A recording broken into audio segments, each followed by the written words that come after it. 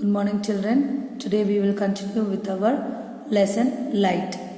We saw in a previous lesson what is light, what were the luminous and non-luminous objects and the definitions for them. The sources, the natural sources and the artificial sources of light. Now in this video we will see the rectilinear propagation of light. What is this rectilinear? Rectilinear means it will be a straight line. Okay, propagation means it is traveling. So we are going to say light is traveling in a straight line. Okay, so light is traveling in the form of a straight line. So that is called the rectilinear propagation of light. Okay, this is a property of light. So you should write this formula, the spelling, and you can 5 times. Then only you will get this spelling, rectilinear propagation. This is a property of light. Okay, so you should know this.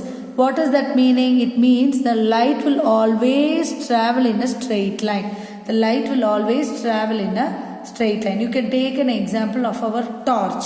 You take the torch, everybody will be having a torch at your home. If you light the torch and you keep it on you focus it on a wall. Okay, when you focus it on a wall, you can see it in a dark room that the light will be traveling in the form of rays, only in the form of a straight line. Okay, so that is called the rectilinear propagation. You have this activity. See, they are taking 3 cardboards, they are putting a hole in the middle. Okay, and then they are putting a candle at one end. What will happen? The light will be traveling in straight lines, but that lines cannot pass after this cardboard, because this cardboard will block. But only in that particular hole in the middle, that light will go. That light ray will go. Okay, see, this arrow is a straight line. This arrow becomes a straight line. So this is showing that light travels in a straight line. See, the second part, they are lifting this cardboard, the third cardboard. In this case, the light will not reach us or reach our eyes. We will not be able to see the light coming. We can see only the candle only from this cardboard. From the third cardboard, you cannot see the candle. Whereas here, we can see the candle in a perfect straight line. Okay, so this shows light travels in a straight line. You can take an example of the straw also. Straw. When the straw is not bent, we can see the candle. Whereas when the straw is bent, we cannot see the candle flame. So this shows light travels in a straight line. Now we are going to look into what is a ray and what is a beam. Okay, so ray we have already learnt in our maths, is it not? It will have one starting point and it will not have any end. So a perfect definition for a ray or a perfect example for the ray which we defined in maths will be our light ray, because the light ray will originate or will start from the object which is emitting the light, and then it will be keeping on traveling. It will not end at all. It will not end. So we will be having one arrow in one direction only. So that is becoming a single light ray. So single and a narrow path of light is called light ray. Now if I have many light rays like this, that is called light beam. Okay, and that light beam will be always parallel. Maximum it will be parallel. Okay, now this is called convergent beam. When the rays are parallel and then they will be meeting. They will be all coming to meet at one point. So they are called as convergent beam. And this is called a divergent beam, because they are diverging, they are spreading in all directions. So this becomes the divergent beam. So a ray means it will start in a single light path. Single light path becomes a ray. When more than many rays are in parallel, they become parallel beam. and then when they are all converging, they become convergent beam of light, and when they are diverging, they become divergent beam. Now we will see an example called pinhole camera. Pinhole camera is nothing but it is a box. Okay, you can take a box and you can stick black paper. Box means it should be like a gift box like this, or a shoe box. You have to stick black paper inside. Okay, then on any one side you can put a small hole. Small hole means you can take a pin, safety pin, and you can prick it on that side. So that is enough. And then if you keep a candle here, okay, the light will send the light beams through that hole. Only it will be passing through this hole, and then the image will be formed on the screen on the opposite side. So that is what is the pinhole camera. We will see. So what is this pinhole camera? A pinhole camera is a simple device. First point, it consists of a light-proof rectangular box. So it's a light-proof. Light will not come out, okay, unless and until you put a hole, or it will not go inside. So for that only I am saying it is a light-proof rectangular box whose sides are painted black from inside, and then the small hole on a side and a screen on the opposite side. Okay, in this camera we do not have lens. Pinhole camera will not have lens. So what is happening? Light rays from the luminous objects pass through the small hole and will form an inverted image on the opposite side of the screen. Opposite side, which will be the screen. Okay. Now what are the two variations? When the distance between the screen and the pinhole, from the screen and the pinhole is increased, images or bigger images formed. So increased means bigger. Okay, when the distance between the screen and the pinhole is decreased, you can form a smaller image. Okay, if you take a shoe box, it will be in a rectangular form. So in that case, the image formed will be more, or the big, it will be big.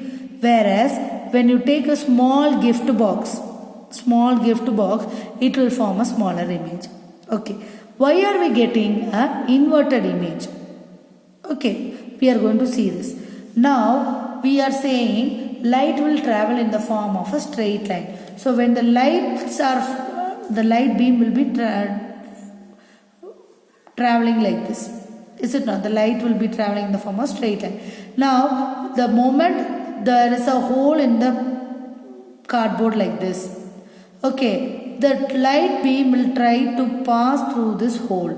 So, when from the top of the object, the light will be passing. Okay, there will be so much of light rays. I have drawn only 4 or 5. There will be millions of light rays.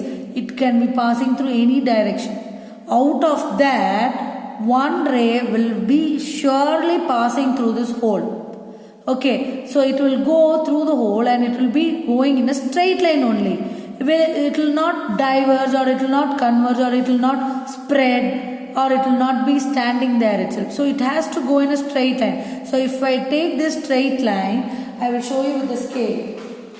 If I take this straight line, it is a perfect straight line which is passing through this hole. Similarly, from this bottom of the object, okay, when I draw a straight line through the hole, this is also a straight line.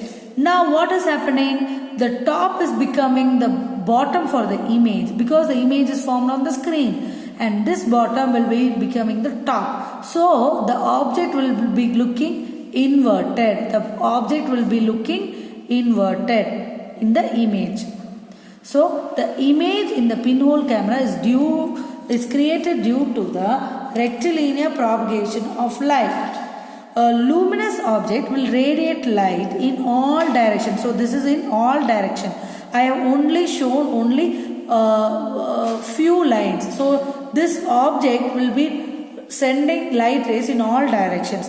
Out of that, the hole will let you only few rays, and of the few rays, The first ray will become the straight line. So it will become the bottom of the screen. So the top part of the object will fall on the bottom of the screen, and those coming from the bottom will fall on the top. So that is the idea behind this image forming invertedly. Okay. Now what will happen when the size of the hole is increased?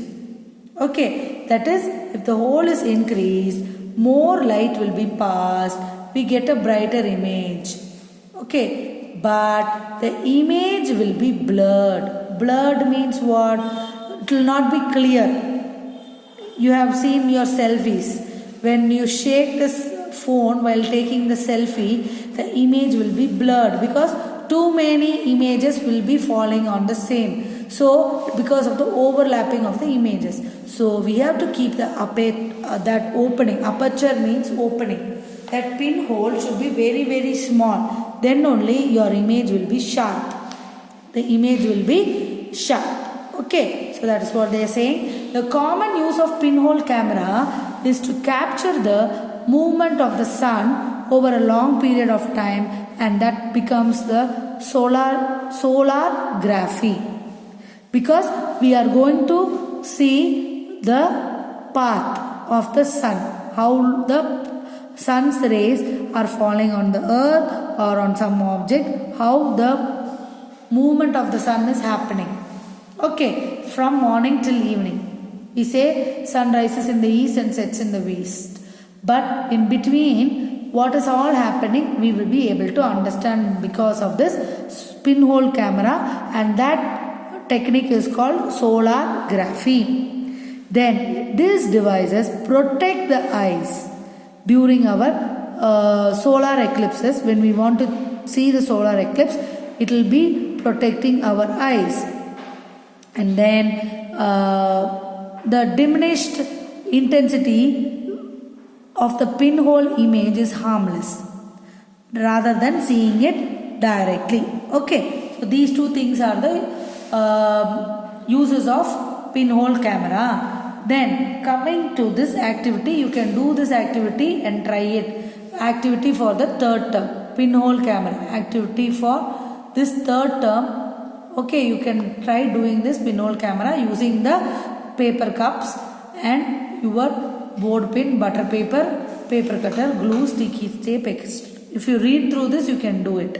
Okay. Now coming to the transparent, translucent and opaque object. Transparent means you can be able to see what is there on the next side. Like the case of this glass. Take this glass tumbler. Example. If I pour water, I am able to see. If I pour juice, I am able to see that there is juice in this tumbler. If I pour milk, I can say it is milk.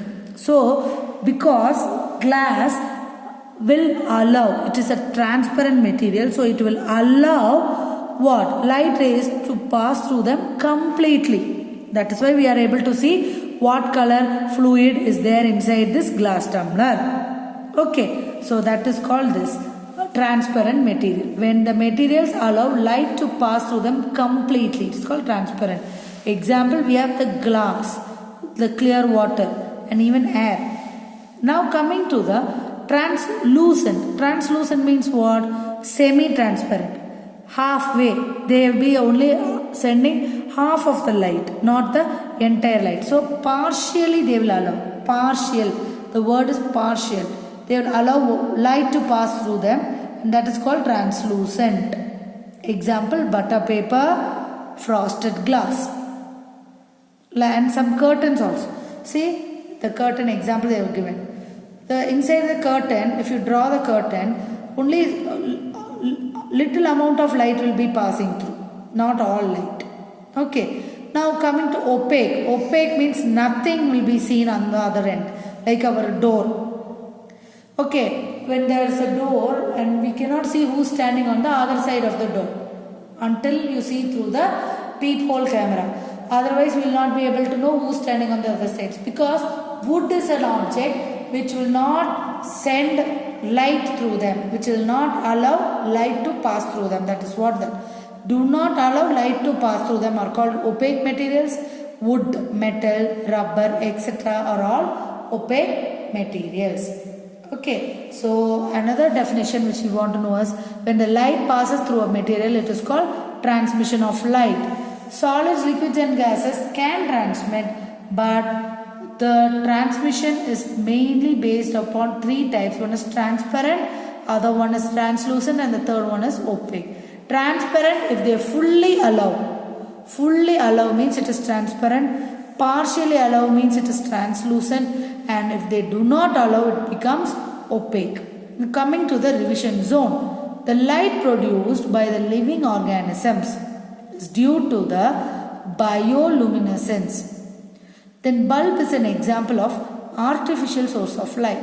A moon is a non-luminous object because it does not have light on its own. It is just only reflecting what the sun is giving. The property of light travels in a straight line is called rectilinear propagation. Then the image produced in a pinhole camera is an inverted image. Okay children, understand all these topics, go through this revision zone again. If you have any doubts, please contact me. Okay, thank you.